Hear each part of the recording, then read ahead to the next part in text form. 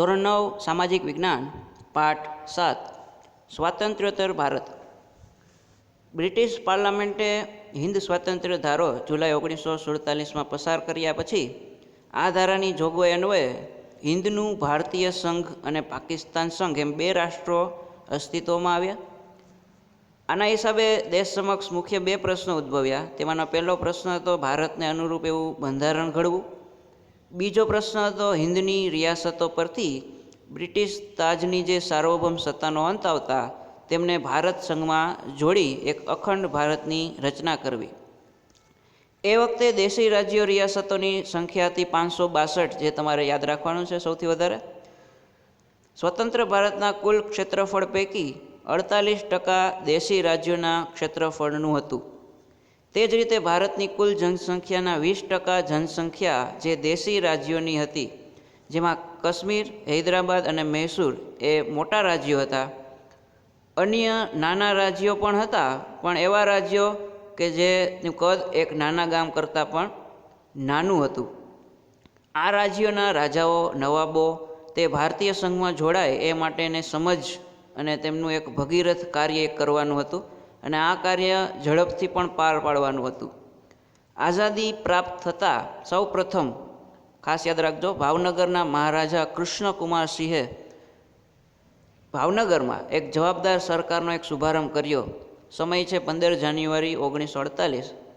સરદાર પટેલના પ્રયત્નથી સંયુક્ત સૌરાષ્ટ્ર રાજ્યની રચના થતાં ભાવનગર રાજ્ય તેમાં વિલીન થયું 15 ફેબ્રુઆરી 1948. સંયુક્ત સૌરાષ્ટ્ર રાજ્યની આ ઘટનાને જવાહરલાલ નહેરુએ સમકાલીન ઇતિહાસનું એક સૌથી વિશેષ અને નોંધપાત્ર એકીકરણ ગણાવ્યું. સ્વતંત્રતા મેળવ્યા બાદ તત્કાલીન નાયબ વડાપ્રધાન અને ગૃહપ્રધાન એ હતા સરદાર વલ્લભભાઈ પટેલ. તે દેશી રાજાઓને અપીલ કરી કે તેમના શાસન હેઠળની પ્રજા અને ભારતીય સંઘના હિતમાં તેઓ પોતાના રાજ્યોને સ્વેચ્છાએ ભારતીય સંઘમાં જોડાવા સંમતિ આપે. તેમણે રાજાઓમાં દેશભક્તિ જાગૃત કરી. વ્યવહારુ બુદ્ધિથી તેમણે લગભગ બધા દેશી રાજ્યોનું ભારતમાં વિલીનીકરણની પ્રક્રિયાનો આરંભ કરેલો. રાજા રજવાડા એક મજબૂત, અખંડ અને સમૃદ્ધ ભારતનો પાયો નાખવામાં પોતાનો સહકાર આપે તેમ પણ જણાવ્યું. તેમના હકો અને હિતોના રક્ષણની પણ સરદાર પટેલે ખાતરી આપી. સરદાર પટેલ અને તેમના સચિવ વીપી મેનન, આ બે નામ ખાસ યાદ રાખજો, તેની સહાયથી જોડાણ ખત અને જેસે થે કરારનો મુસદ્દો એક તૈયાર કરવામાં આવ્યો. તેને સંબંધિત પ્રધાનો અને રાજાઓની સંયુક્ત સમિતિએ તેને એક આખરી સ્વરૂપ આપ્યું.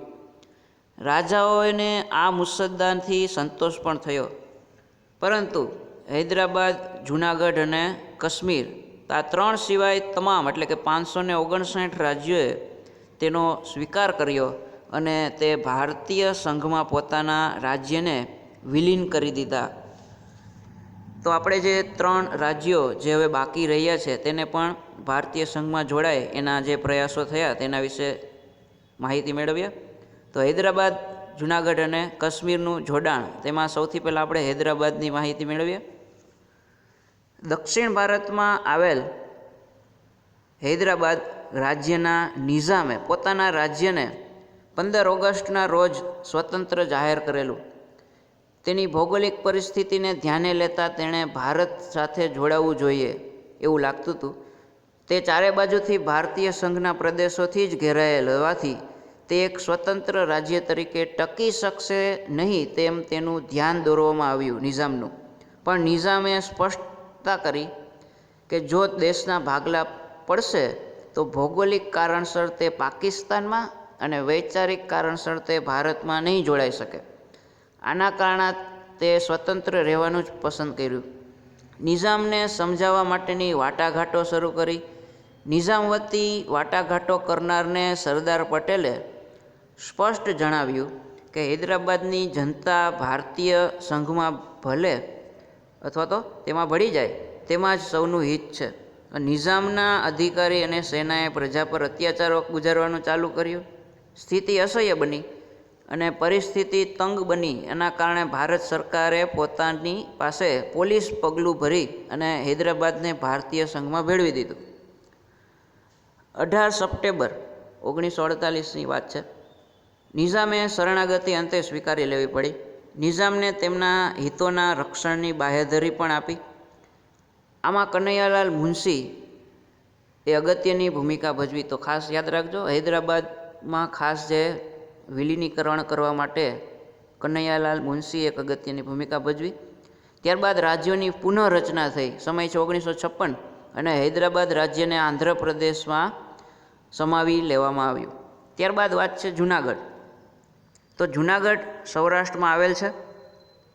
તેના નવાબ પોતાના રાજ્યને પાકિસ્તાન સાથે જોડાણ ખત લખી પણ આપ્યું. પાકિસ્તાને મંજૂરી પણ આપી દીધી. મુંબઈમાં જૂનાગઢના નાગરિકોએ જૂનાગઢને ભારતીય સંઘમાં જોડાવા માટે આરઝી હુકુમતની સ્થાપના કરી. તો એ ખાસ યાદ રાખજો, આરઝી હુકુમતની સ્થાપના જૂનાગઢને ભારતીય સંઘમાં જોડાવા માટે કરેલી છે. સૌરાષ્ટ્રના લગભગ તમામ લોકોએ નવાબના પાકિસ્તાન સાથેના જોડાણનો વિરોધ કર્યો. નવાબના શાસકોએ જૂનાગઢ રાજ્યની રૈયત એટલે કે ત્યાં સ્થાનિક વિસ્તારને ત્રાસ આપવા માંડ્યો. માંગરોળ અને માણાવદર તો ભારતમાં જોડાવાની ઈચ્છા જાહેર કરતા તેના રક્ષણ માટે ગોઠવાયેલા ભારતીય સૈન્યો અને નૌકાદળે જૂનાગઢ ફરતે ઘેરો ઘાલ્યો. જૂનાગઢના નવાબ પાકિસ્તાન ચાલ્યા ગયા અને અંતે ભારતે જૂનાગઢનો કબજો લીધો. વાત છે 9 નવેમ્બર 1947. પછી લોકમત લેવાયો, જેમાં પ્રચંડ બહુમતીએ ભારતમાં ભળવાની એક તરફેણ કરતો એક પોતાનો મત પણ આપ્યો. આમ કહી શકાય કે સરદાર પટેલની કુને અને જૂનાગઢના નાગરિકોની એક પ્રચંડ ઈચ્છા શક્તિ થકી જૂનાગઢનું ભારતીય સંઘમાં જોડાણ થયું. ત્યારબાદ ત્રીજું જે રાજ્ય છે કાશ્મીર.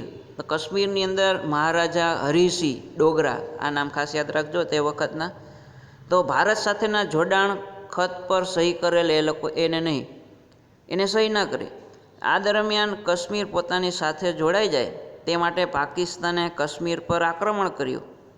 આક્રમણ, અત્યાચાર, લૂંટફાટ થતાં રાજા હરિસિંહે ભારતની લશ્કરી મદદ માગી, પણ તેણે જોડાણ ખત પર સહી કરી ન હતી. આથી તેણે સહી કરવા ભારત તરફથી એક જણાવવામાં આવ્યું કે પહેલાં સહી કરી દો. હરિસિંહે તાબડતોડ જોડાણ ખત પર સહી પણ કરી દીધી. ભારતીય લશ્કરે તાત્કાલિક કાશ્મીર જઈને તેનું રક્ષણ કર્યું. પણ સમય દરમિયાન કાશ્મીરના જે ત્રીજા ભાગ પર કાશ્મીરનો કબજો અથવા તો પાકિસ્તાને જે કબજો છે એ જમાવી લીધો હતો અગાઉથી ત્રીજા ભાગ ઉપર. આના કારણે ભારતે પાકિસ્તાન વિરુદ્ધ સંયુક્ત રાષ્ટ્રોની સલામતી સમિતિમાં ફરિયાદ પણ કરી. સલામતી સમિતિએ યુદ્ધ વિરામ કરવાનું જણાવ્યું. હજુ પણ આજે જમ્મુ કાશ્મીર એટલે કે કાશ્મીર રાજ્યના ત્રીજા ભાગના પ્રદેશ પર પાકિસ્તાનનો અંકુશ છે. પરંતુ કાયદેસર રીતે કાશ્મીર જે છે એ ભારતનો ભાગ છે, તે હકીકત નિર્વિવાદ છે અને ભારત પાકિસ્તાન વચ્ચેના સંબંધો આજે પણ કાશ્મીરનો સળગતો એક પ્રશ્ન છે. આમ 1948ના અંત પહેલાં ભારતમાં રાજકીય એકતા સિદ્ધ થઈ તથા ઐતિહાસિક એવી અહિંસક ક્રાંતિ પણ સર્જાઈ.